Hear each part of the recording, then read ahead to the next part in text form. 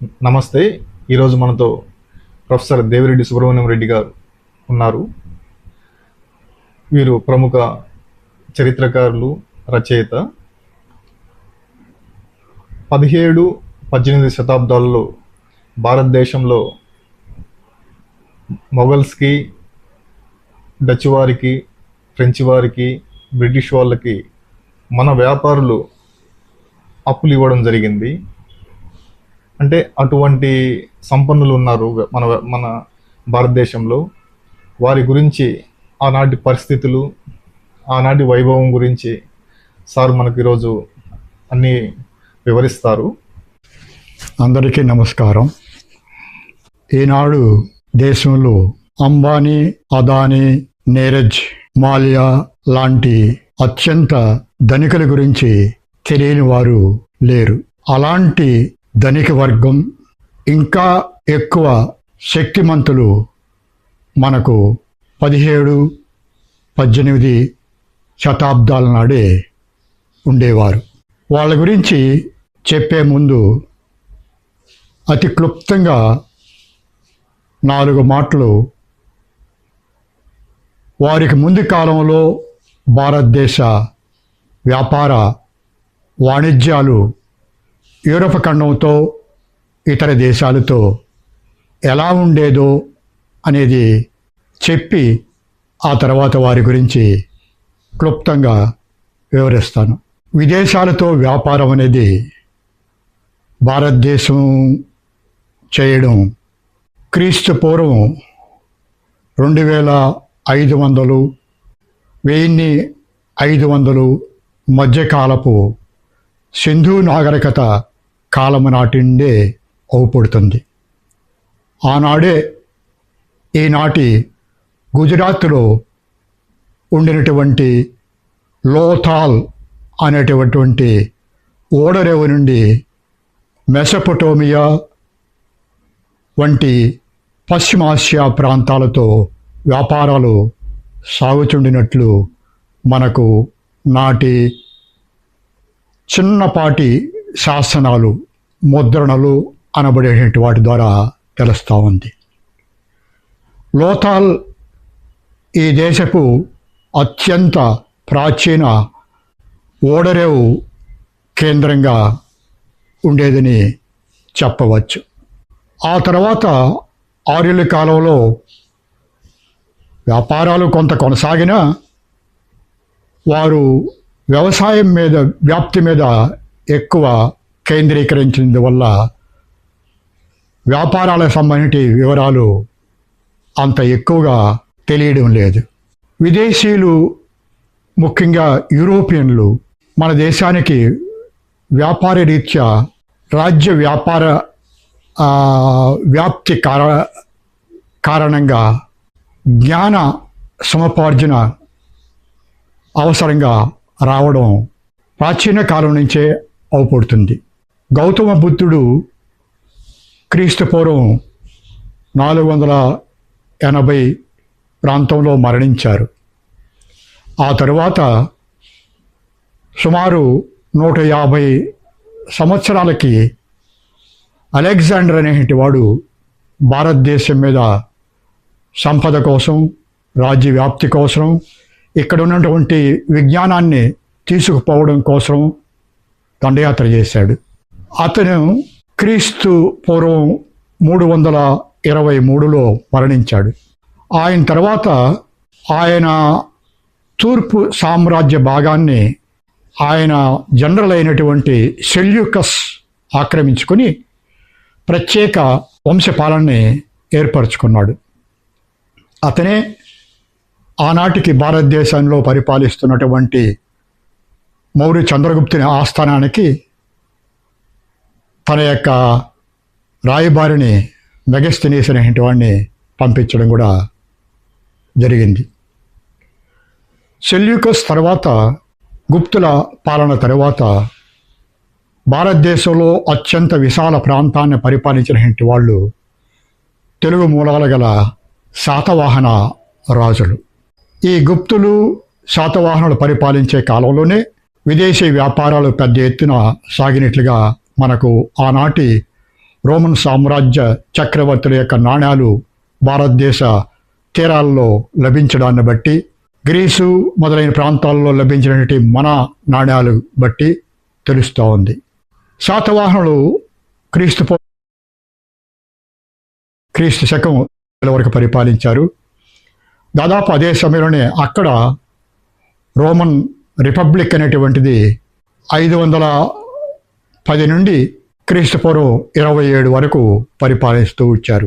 ఆ తర్వాత రోమన్ సామ్రాజ్యం అనేటువంటిది క్రీస్తుపూర్వం 27లో స్థాపించబడింది. అది క్రీస్తు శకం 476 వరకు ఉండింది. 476లో పశ్చిమ రోమన్ సామ్రాజ్యం విడిపోవడం, తూర్పు సామ్రాజ్యం మాత్రం మిగలడం జరిగింది. క్రీస్తు శకం 476 ప్రాంతం నుంచి 1453 వరకు తూర్పు రోమన్ సామ్రాజ్యం కొనసాగింది.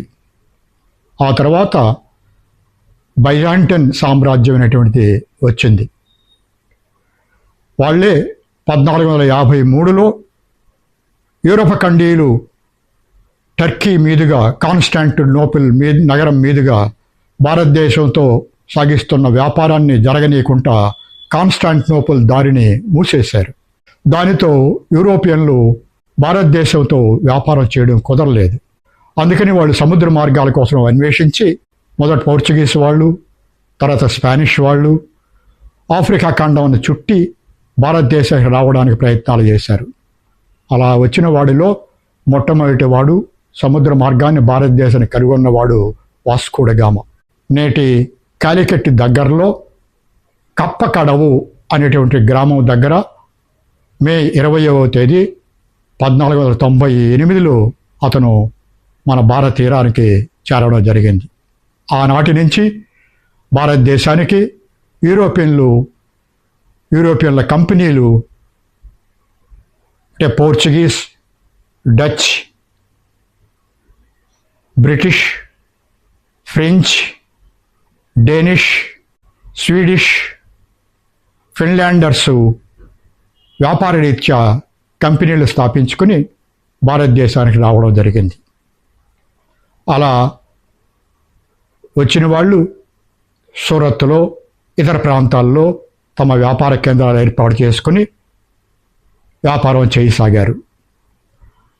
బ్రిటిష్ వాళ్ళు ఈస్ట్ ఇండియా కంపెనీ 1600లో స్థాపించబడినప్పటికీ వాళ్ళు 1608లో సూరత్కి వ్యాపార రీత్యా రావడం జరిగింది. ఆ తర్వాత లోకల్ సుబేదార్ దగ్గర అనుమతి తీసుకుని వ్యాపారం చేయసాగారు. కొంతకాలం తర్వాత మొఘల్ చక్రవర్తి దగ్గర కూడా అనుమతి సంపాదించి సూరత్తే కాకుండా ఇతర ప్రాంతాల్లో కూడా వ్యాపార కేంద్రాలు స్థాపించుకుని పెద్ద ఎత్తున సాగించగలిగారు. ఈ విదేశీ వ్యాపారుల యొక్క కార్యకలాపాలు, కొనుగోళ్లు, అమ్మకాలు, ఎగుమతులు, దిగుమతులు చేయడం ద్వారా 17-18 శతాబ్దాల్లో భారత ఆర్థిక వ్యవస్థ ఒక్కసారిగా పెద్ద మోతాదులో పెరగడం జరిగింది. వ్యాపార వాణిజ్య కార్యకలాపాలు అంతకుముందు లేవని కాదు.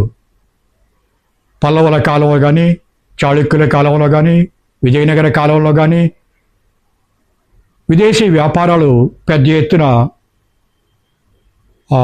సౌత్ ఈస్ట్ ఏషియాకి కానీ, వెస్ట్ ఏషియాకి కానీ జరుగుతూ ఉన్నాయి.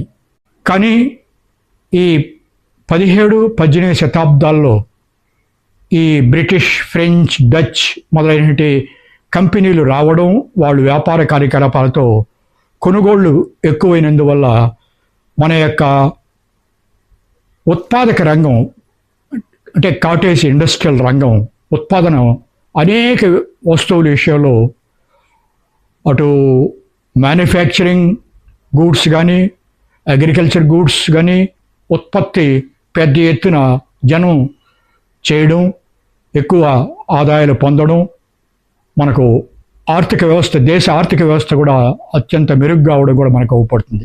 ఆనాటికి భారతదేశంలో మొఘల్ వంశీయులు పరిపాలిస్తున్నప్పటికీ మొఘల్ చక్రవర్తులు కూడా వ్యాపార వాణిజ్యాలకి ప్రోత్సాహం ఇచ్చారు. విదేశీ వ్యాపార కంపెనీల వ్యాపారానికి కూడా అనుమతులు పెద్ద ఎత్తున ఇవ్వడం, కొంతమంది పాలక వర్గానికి చెందినటువంటి వాళ్ళే మొఘల్ చక్రవర్తుల కాలంలో వ్యాపార వాణిజ్యాలు కూడా చేయడం కూడా మనకు అవపడుతుంది.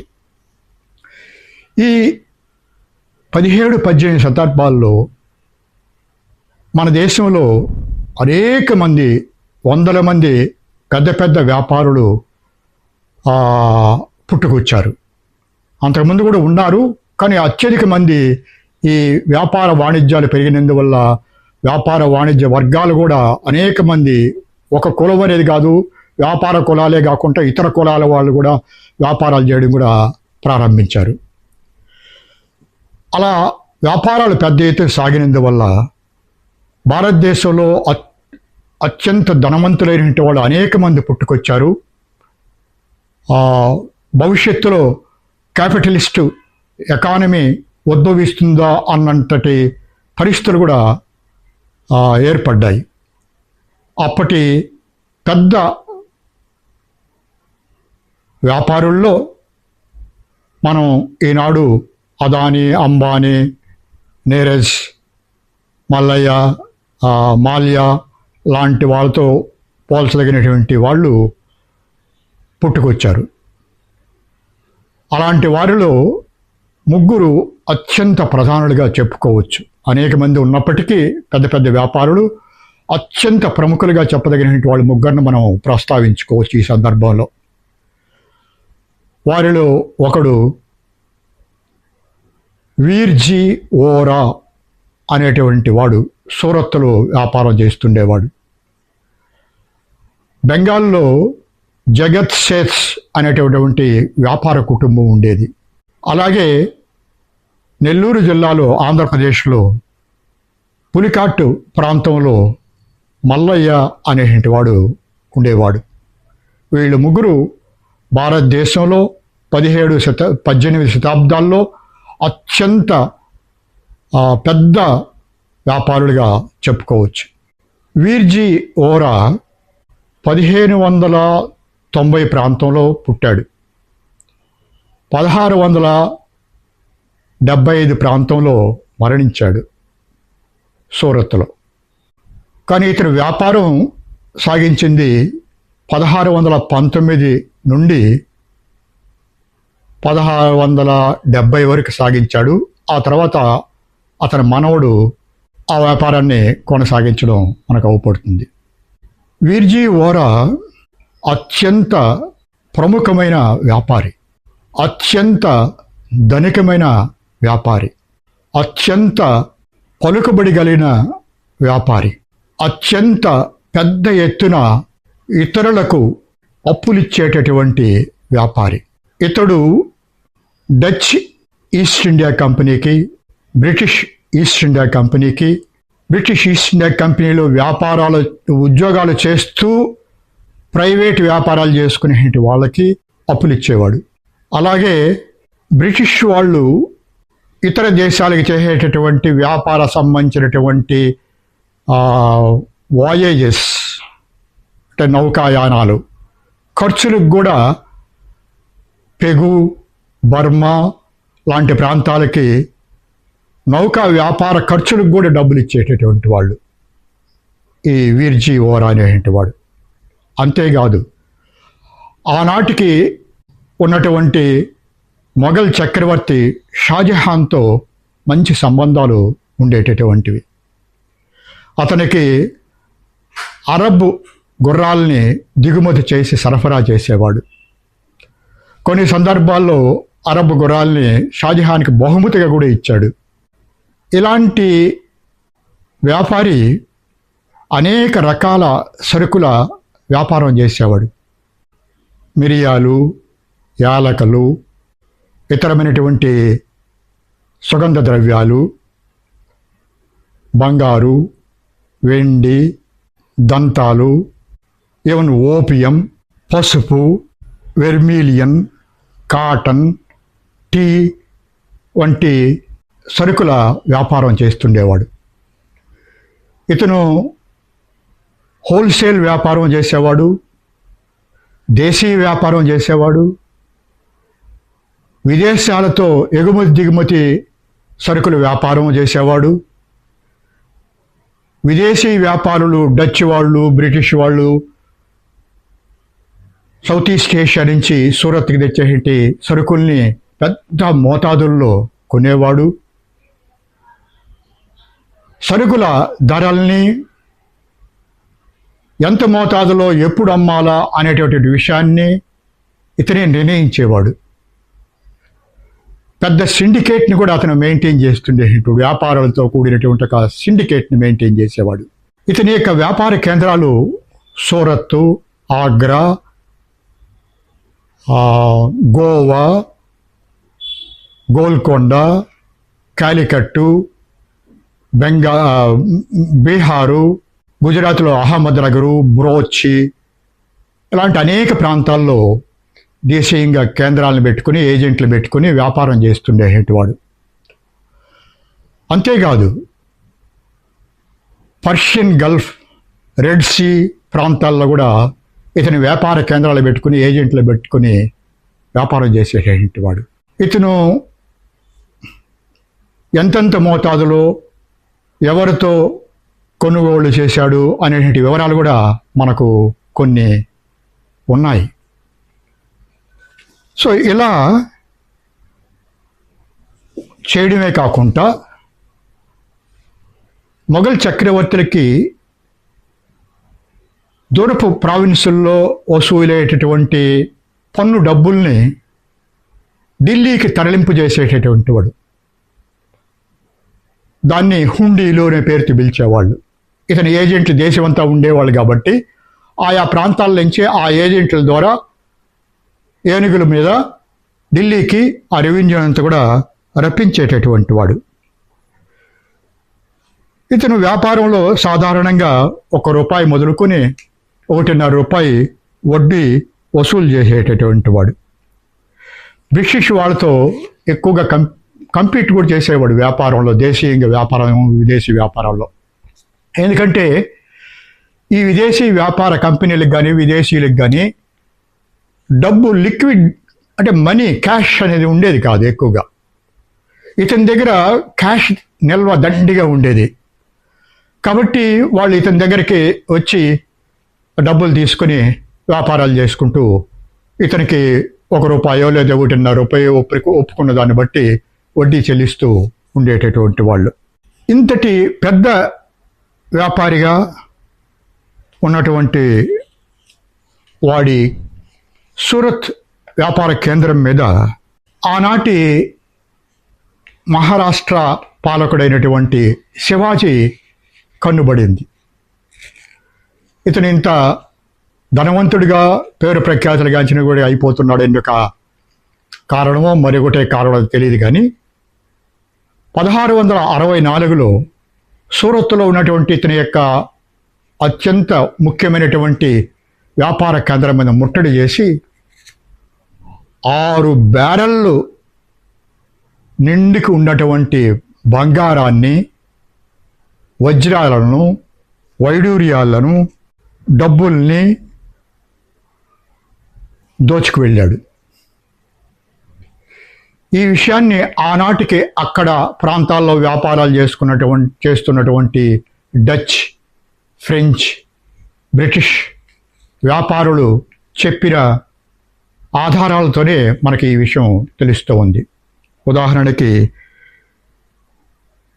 ఐవర్సన్ అనే డచ్ వాడు, టేవనాట్ అనేటువంటి ఫ్రెంచ్ వాడు, ఫాస్టర్ అనేటువంటి బ్రిటిష్ వాడు రాసినటువంటి ఆనాటి రికార్డుల్లో ఉన్నటువంటి వివరాలు బట్టి మనకి ఈ విషయం, ఈ ముట్టడి విషయం తెలుస్తుంది.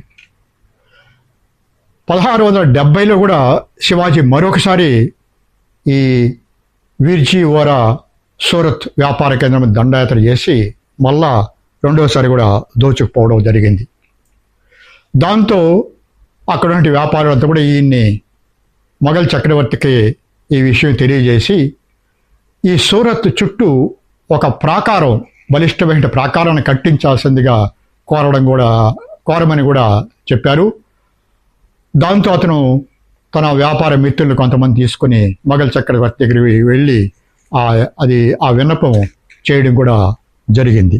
ఇంత ముట్టడి జరిగినప్పటికి కూడా వీర్జీ ఓరా ఆర్థికంగా పెద్దగా దెబ్బతినలేదు. దానికి కారణం అతని యొక్క సంపద ఒక సూరత్లోనే కాదు, అనేక కేంద్రాల్లో అతని సంపద ఉంది.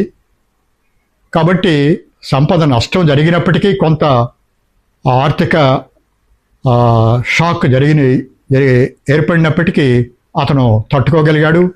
అతని తర్వాత నాన్చంద్ అనేటువంటి అతని యొక్క మనవడు వ్యాపారాన్ని కొనసాగించాడు. ఇతడు 1675 ప్రాంతంలో, కరెక్ట్ సంవత్సరం కరెక్ట్ డేటు తెలియడం లేదు, కానీ ఆ ప్రాంతంలో చనిపోయినట్టుగా మనకు కొన్ని ఆధారాలు బట్టి తెలుస్తూ ఉంది. ఇక బెంగాల్ ప్రాంతంలో ఉన్నటువంటి జగత్ సేథ్ అనేటువంటి వ్యాపార కుటుంబానికి విషయానికి వచ్చినట్లయితే, ఈ జగత్ సేథ్ కుటుంబం ఒరిజినల్గా రాజస్థాన్ ప్రాంతానికి చెందినటువంటి వాళ్ళు. హీర్ ఆనంద్ షా అనేటువంటి వాడు దీనికి మూల పురుషుడు. ఇతడు రాజస్థాన్ నుంచి పాట్నాకి వచ్చి, పాట్నా తర్వాత బెంగాల్లో ఉన్నటువంటి ముర్షిదాబాద్కి వచ్చి వడ్డీ వ్యాపారం, నగల వ్యాపారం చేయడం ప్రారంభించాడు. ఇతడు ఒరిజినల్గా నగర వ్యాపారి. 1650 ప్రాంతంలో పాట్నాకి వచ్చాడు. ఆ తర్వాత ముర్షిదాబాద్కి షిఫ్ట్ అయ్యి తన వ్యాపార కార్యకలాపాలు ఢాకా, కలకత్తా మొదలైన ప్రాంతాల్లో సాగించడం ప్రారంభించాడు. ఇతడు కూడా అత్యంత ప్రధానమైనటువంటి బెంగాల్ వ్యాపారి, భారతదేశ వ్యాపారి, అత్యంత ధనిక వ్యాపారి, అత్యంత రాజకీయ పలుకుబడి కూడా కలిగినటువంటి వ్యాపారి. అనేక ప్రాంతాల్లో వ్యాపార కేంద్రాలు కలిగి ఉండినటువంటి వాడు. నేటి బంగ్లాదేశు, బెంగాల్, బీహార్, ఒరిస్సా, ఇంకా దక్షిణ ప్రాంతాల్లో కూడా అతనికి వ్యాపార కేంద్రాలు ఉండేటటువంటివి. ఇతను బ్రిటిష్ వాళ్ళకి, డచ్ వాళ్ళకి కాకుండా ఫ్రెంచ్ వాళ్ళకి కూడా అప్పులు ఇచ్చేవాడు. ఈ యొక్క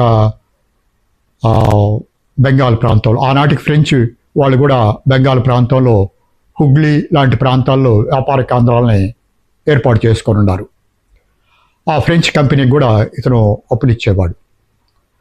అంతేకాదు, ఈ జగత్ సేథ్ వాళ్ళు ఆనాటికి ఉన్నటువంటి మొఘల్ చక్రవర్తులైనటువంటి కడపటి మొఘల్ చక్రవర్తులు ఫరూక్షియర్, మహమ్మద్ షా అనేటటువంటి వాళ్ళకు కూడా అప్పులు ఇచ్చేవాళ్ళు. బెంగాల్లో సుబేదార్గా, మొదటి దివాన్గా ఉండి తర్వాత సుబేదార్గా అయినటువంటి ముర్షిద్ కులీ ఖాన్ అనేటికి వాడికి సన్నిహితమయ్యారు వీళ్ళు. ఈ యొక్క హీర్ ఆనంద్ షాహుకి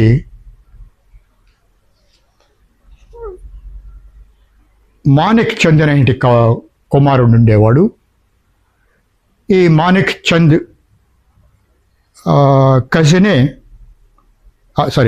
నెవ్యూనే ఫతే చంద్ అనేటువంటి వాడు. ఈ మాణిక్ చంద్ మొఘల్ చక్రవర్తులు ఫరూక్షియర్ అండ్ మహమ్మద్ షా, ఇటు సుబేదార్ అయినటువంటి ముర్షిద్ కులీ ఖాన్ బెంగాల్లో మంచి సంబంధాలు కలిగి ఉండేటువంటి వాడు. దాంతో వాళ్ళు సంతోషించి మొదట అతనికి నగర్ సేథ్ అనేటటువంటి, అంటే banker of the city Murshidabad city అనే టైటిల్ని ఇవ్వడం జరిగింది. ఆ తర్వాత కొంతకాలానికి ఈ యొక్క మొఘల్ చక్రవర్తి ఫరూక్షియరు ఇతనికి జగత్ సేథ్ అనే బిరుదు ఇచ్చాడు. అంటే బ్యాంకర్ ఆఫ్ ద వరల్డ్ అని ఇచ్చాడు ఈ యొక్క మాణిక్ చంద్ అనేటువంటి వాడికి. మాణిక్ చంద్ తర్వాత వ్యాపారం కొనసాగించినటువంటి ఫతే చంద్కి మహమ్మద్ షా ఈ యొక్క జగత్ Seth banker of the world అనే టైటిల్ని పునరుద్ధరించడం అనేది జరిగింది. సో ఇలా పెద్ద ఎత్తున వీళ్ళు వ్యాపారాలు చేస్తూ మొఘల్ దివాన్ అయినటువంటి తర్వాత సుబేదారి అయినటువంటి మహమ్మద్ కులీ షా దగ్గరలో వీళ్ళు ఫైనాన్షియల్ అడ్వైజర్గా, ఈ మాణిక్ చంద్ అనేటోడు ఫైనాన్షియల్ అడ్వైజర్గా, కంట్రోలర్ ఆఫ్ రెవెన్యూస్గా, ట్రెజరర్గా పనిచేశాడు. మొఘల్ చక్రవర్తులకి ఇతర ప్రావిన్సుల నుంచి ధనాన్ని హుండీల ద్వారా చేరవేసేటటువంటి కార్యక్రమాలే చేసేవాడు. కొన్ని ప్రావిన్సుల్లో రెవెన్యూ వసూలు కూడా ఈ మాణిక్ చంద్ అనేటువంటి వాడు మొఘల్ చక్రవర్తి తరఫున కొన్ని ప్రావిన్సుల్లో చేస్తుండేటువంటి వాడు. ఇతను కూడా వ్యాపారాలని ఇతర దేశంలో ఉన్నటువంటి ఇతర ప్రాంతాలకి వ్యాప్తి చేయడం మనకు అవపడుతుంది. ఇతను ఎంత పెద్ద ధనికుడంటే ఆనాటి బ్రిటిష్ చరిత్రకారుడైనటువంటి రాబర్ట్ ఓర్మీ అనేటువంటి వాడు చెప్పినటువంటి మాటలు బట్టి మనకు అర్థం అవుతుంది. జగత్ సేథ్స్ were the richest in the world. British economy was smaller than Jagat Seth's wealth అనే మాటని ఆనాటి బ్రిటిష్ చరిత్రకారుడే చెప్పిన మాటలు బట్టి ప్రపంచంలోనే అత్యంత ధనవంత వర్గాల్లో భారతదేశంలో ఉండినటువంటి వాళ్ళల్లో ఈ జగత్ సేథ్ కుటుంబం అని కూడా మనం చెప్పుకోవచ్చు. ఈ యొక్క విర్జీ ఓరానే కాకుండా జగత్ సేథ్ కూడా అంతటి ధనిక వర్గంగా ఈనాడు మనం చెప్పుకుంటూ ఉన్నటువంటి అంబానీ, అదానీ మొదలైన వాళ్ళుగా ఇతన్ని కూడా మనం చెప్పుకోవచ్చు. కానీ దురదృష్టం 1757లో జరిగినటువంటి బ్యాటిల్ ఆఫ్ ప్లాసీ సమయంలో ఆనాటి బెంగాల్ సుబేదారి అయినటువంటి సిరాజుద్దౌలా ఓడిపోవడం, చంపబడడం, దాంతో ఈస్ట్ ఇండియా కంపెనీ ఆ బెంగాల్ సుభాని తమ స్వాధీనం చేసుకోవడం. బెంగాల్ సుభా అంటే ఈనాటి బెంగాల్, బీహార్, ఒరిస్సాతో కూడినటువంటి ప్రాంతంగా చెప్పుకోవచ్చు. అది ఆనాడు అత్యంత సంపదతో కూడినటువంటి ప్రాంతం. ఆ సంపద ఎప్పుడైతే బ్రిటిష్ వాళ్ళ చేతుల్లోకి వచ్చిందో ఆ ప్రావిన్సు సంబంధించిన పాలన, ఆర్థిక వనరులు వాళ్ళ చేతుల్లోకి వచ్చాయో వాళ్ళు అతి త్వరగా అత్యంత బలవంతులుగా ఆర్థికంగా, రాజకీయంగా తయారు కావడం, దాంతో జగత్ సేథ్ కుటుంబం క్రమంగా బ్యాంకింగ్ అంటే వడ్డీ వ్యాపార కార్యకలాపాల నుంచి కానీ ఇతర ప్రముఖమైన స్థానాల నుంచి కానీ దిగజారిపోవడం అనేది మనకు అవపడుతుంది. ఇక భారతదేశ దక్షిణ తూర్పు ప్రాంతం అయినటువంటి ఆంధ్ర ప్రాంతంలో, ముఖ్యంగా నెల్లూరు జిల్లా ప్రాంతంలో, పులికాట్ ప్రాంతంలో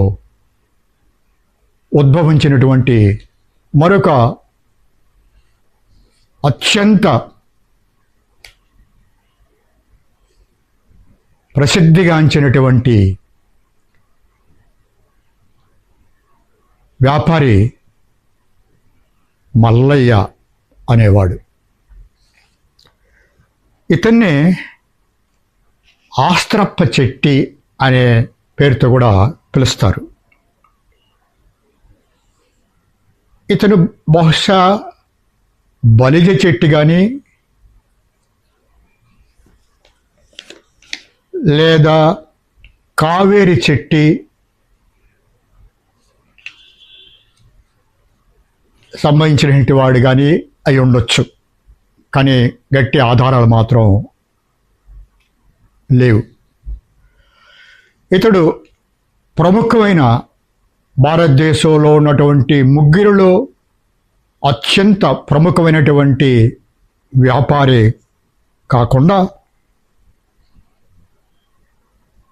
ధనికుడే కాకుండా, రాజకీయ పలుకుబడి ఉన్నవాడే కాకుండా, సైనిక శక్తి, ఆయుధ శక్తి కలిగిన వాడిగా కూడా మనం చెప్పుకోవచ్చు. ఇతడు భారతదేశంలో ఆనాటికి ఉన్నటువంటి షిప్ ఓనర్స్లో అత్యంత ముఖ్యుడని చెప్పాలి. Major ship owner. ఇతడు ఎగుమతి దిగుమతి వ్యాపారాలు చేసేవాడు. ముఖ్యంగా సౌత్ ఏషియన్ కంట్రీస్తో ఎగుమతి దిగుమతి వ్యాపారాలు చేస్తుండేవాడు. హోల్సేల్ వ్యాపారం చేసేవాడు, దేశీయ వ్యాపారం చేసేవాడు.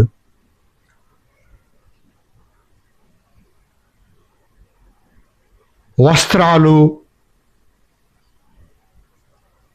ఇతరమైనటువంటి సరుకుల్ని దేశీయంగా కొని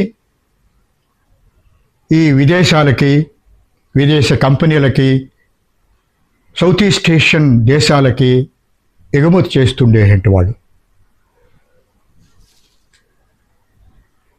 ఇతని వ్యాపార కేంద్రాలు ప్రధానంగా పులికాటు, మచిలీపట్నం, తమిళనాడులో ఉన్న దేవానంపట్నం, ట్రాంకోబర్ లేదా తరంగంబాడి అని ఇప్పుడు పిలుస్తున్నటువంటి ఒకప్పటి డేనిష్ వ్యాపార కేంద్రం ముఖ్యమైనటివి. ఇక కోరమాండల్ కోస్ట్ మొత్తం దాదాపు శ్రీలంక దాకా అనేక ఇతర వ్యాపార కేంద్రాలు కూడా ఉండేటటువంటివి. అక్కడ అతని యొక్క ఏజెంట్లు వ్యాపారాలకు సంబంధించిన విషయాలు చూస్తుండేటువంటి వాళ్ళు. ఇతను ఓడలు సరుకులు తీసుకుని అరకాన్, పెగు, టెన్నిసేరియం, కేదా, అహే, సిలోన్ వంటి ప్రాంతాలకి వెళ్తుండేటటువంటివి. అక్కడి నుంచి కూడా సరుకులు దిగుమతులు జరిగేటువంటి వీటిని దేశీయంగా కానీ విదేశీ కంపెనీలకు అమ్మడం కానీ చేస్తుండేటువంటి వాడు. కడకు అరకాన్ రాజు, క్యాండీ ప్రాంత రాజు కూడా ఇతనితో వ్యాపార డీలింగ్స్ పెట్టుకుని సరుకుల ఎగుమతి దిగుమతి వ్యాపారాలను కూడా ఆ రాజులు సాగిస్తుండేటువంటి వాళ్ళు. ఇవే కాదు, మల్లయ్య రెవెన్యూ అంటే ఫార్మింగ్ అంటారు దాన్ని, లోకల్ రూలర్స్ యొక్క తరఫున పన్నులు వసూళ్లు చేసేవాడు. ఓడరేవు కేంద్రాల్లో సుంకాల వసూళ్లు పాలకుల తరఫున వసూలు చేస్తుండే, కస్టమ్స్ని వసూలు చేసేటటువంటి వాడు. డేనిష్ వాళ్ళ దగ్గర నుంచి లీజ్కి ట్రాంకోబర్ అనేటువంటి ప్రాంతాన్ని తీసుకుని అక్కడ వ్యాపారం సాగించేటటువంటి వాడు. ఇవన్నీ కాకుండా ఇతను విదేశీ వ్యాపార ఓడరేవులను కూడా కంట్రోల్ చేస్తుండేటువంటి వాడు. ఉదాహరణకి బ్రిటిష్ వాళ్ళది ప్రాస్పరస్ అనేటువంటి ఒక ఓడరే మన తూర్పు తీరానికి వచ్చింది వ్యాపారం కోసం. వాళ్ళు పన్నులు చెల్లింపు, కస్టమ్స్ చెల్లింపులో తప్పు చేసినందువల్ల వాళ్ళకి ఫైన్ వేసి ఆ షిప్పు వాడుకోవడానికి అంటే కంట్రోల్ చేశాడు. దాన్ని పన్ను కట్టేదాకా దాన్ని విడుదల చేయలేదు. బ్రిటిష్ వాళ్ళ యొక్క అంటే దాన్ని డీటైన్ చేశాడు. ఈరోజు మనం హోర్ముజ్లో ఇరాన్ కొన్ని షిప్పుల్ని డీటైన్ చేస్తుండ, అలా బ్రిటిష్ షిప్ని, ఈస్ట్ ఇండియా కంపెనీ యొక్క షిప్ని అతను డీటైన్ చేశాడు. ఇక సైనిక సంబంధించి రాజకీయ పలుకుబడికి సంబంధించి తీసుకున్నట్లయితే ఆనాటికి చంద్రగిరిలో విజయనగర సామ్రాజ్య చక్రవర్తిగా చివరి వాడిగా 3వ శ్రేణిగా పరిపాలిస్తున్నాడు ఈ మల్లయ్య. ఈ వ్యాపారాలు సాగిస్తున్నటువంటి పులికాటి ప్రాంతాలు సాగిస్తున్నటువంటి సమయంలోనే ఆనాటి డచ్ వాళ్ళు కూడా పులికాట్టే కేంద్రంగా కలిగి సౌత్ ఈస్ట్ స్టేషన్ వ్యాపారం అంతా సాగిస్తున్నారు. వాళ్ళతో కూడా కలిసి వ్యాపారాలు సాగించడం, వాళ్ళతో పెట్టుబడులు పెట్టడం, ఇవన్నీ కూడా సాగిస్తున్నాడు. చంద్రగిరి చక్రవర్తి శ్రీరంగరాయలు మూడవ శ్రీరంగరాయల కాలంలో ఇతను విజయనగర చక్రవర్తికి కమాండర్ ఇన్ చీఫ్గా అపాయింట్ కాబడ్డాడు. ట్రెజరర్గా పనిచేశాడు, చీఫ్ అడ్వైజర్గా పనిచేశాడు. ఆయన తరపున నెల్లూరు జిల్లాలో ఉదయగిరిని ముట్టడించినటువంటి మీర్ జుమ్లా కుతుబ్ షాహీల సైనికుడు అధ్యక్షుడైనటువంటి మీర్ జుమ్లాతో పోరాటం చేశాడు ఈ యొక్క మల్లయ్య. విజయనగర సామ్రాజ్య చక్రవర్తి యొక్క సైన్యాన్ని తీసుకొని ఈ డచ్ వాళ్ళ యొక్క ఆధునిక ఆయుధాలను కూడా, గన్స్ అలాంటి ఆయుధాలని ఉపయోగించుకుని పోరాటం కూడా చేయడం జరిగింది. అంటే విజయనగర సామ్రాజ్య చక్రవర్తుల యొక్క సైన్యం ఇతని చేతుల్లో ఉంది, డచ్ వాళ్ళ యొక్క గన్స్ ఇతని చేతుల్లో ఉన్నాయి. విజయనగర సామ్రాజ్య ఆర్థికం అంతా అతని చేతుల్లో ఉంది. ఇతను సంపాదించినటువంటి సంపద పుష్కలంగా ఉంది. ఇతన్ని ఒక రకంగా మర్చెంట్ ప్రిన్స్ అని చెప్పదగినటువంటి స్థాయిలో అతను ఎదిగాడు. అలాంటి వాడు కాలక్రమంలో అందరిలాగానే East India company, British East India company ఎదుగుదలతో అదృశ్యమై వ్యాపారం నుంచి కావాల్సి వచ్చింది. కానీ ఆయన యొక్క వ్యాపారాలు ఆగిపోలేదు. ఈయన సుమారు 1636 ప్రాంతంలో మరణించినట్టుగా మనకు అవపడుతూ ఉంది. ఖచ్చితమైన సంవత్సరం మాత్రం తెలియడం లేదు. ఈయన తర్వాత ఈయన సోదరులు ఈ వ్యాపారాలని కోరమండల్ తీరంలో విదేశీ వ్యాపారాలని కొనసాగించారు. కోర్స్ వాళ్ళ మధ్య తర్వాత భేదాలు వచ్చి క్రమంగా వాళ్ళు వ్యాపారం నుంచి అదృశ్యం కావడం జరిగింది. మల్లయ్య ఆయన బ్రదర్స్ మొత్తం కలిపి 5 మంది. అందులో మల్లయ్య ఒకడు, తర్వాత చిన్నన్న, శేషాద్ర, కేశవ చెట్టి, లక్ష్మణయ్య, వీళ్ళందరూ వ్యాపారాల్ని చేస్తూ ఉండేవాళ్ళు. ఈయనతో పాటు చిన్నన్న మల్లయ్య వ్యాపారాన్ని చాలా ఉన్నత స్థాయికి తీసుకెళ్ళాడు. కానీ బ్రదర్స్లో వచ్చినటువంటి విభేదాల వల్ల ఆ వ్యాపారం క్రమంగా తరిగిపోతూ ముక్కలైపోతూ వచ్చింది. ఇక్కడ ఒక ముఖ్యమైన అంశం ఏంటంటే, చిన్నన్న పులికాటి ప్రాంతాన్ని వదిలేసి మద్రాసు ప్రాంతంలో సెటిల్ అయిపోయాడు. ఒక రకంగా మద్రాసులో సెటిల్ అయినటువంటి మొట్టమొదటి తెలుగు వ్యాపారిగా ఈ చిన్నన్నని మనం చెప్పచ్చు. సో ఇంతటి విశిష్టమైనటువంటి వ్యాపార కుటుంబాలు, వ్యాపారులు 17-18 శతాబ్దాల కాలంలో భారతదేశంలో వెలుగొందారు. ఆ తర్వాత ఈ బ్రిటిష్ వ్యాపారులు ఇతర దేశీయ విదేశ వ్యాపారుల్ని తొక్కేసి ఆర్థికంగా, రాజకీయంగా ఎదగడం జరిగింది. దాంతో భారతదేశంలో క్యాపిటలిస్ట్ వ్యవస్థ పుట్టుకు రావడానికి అవరోధం కూడా ఏర్పడిందని చెప్పవచ్చు. నమస్తే.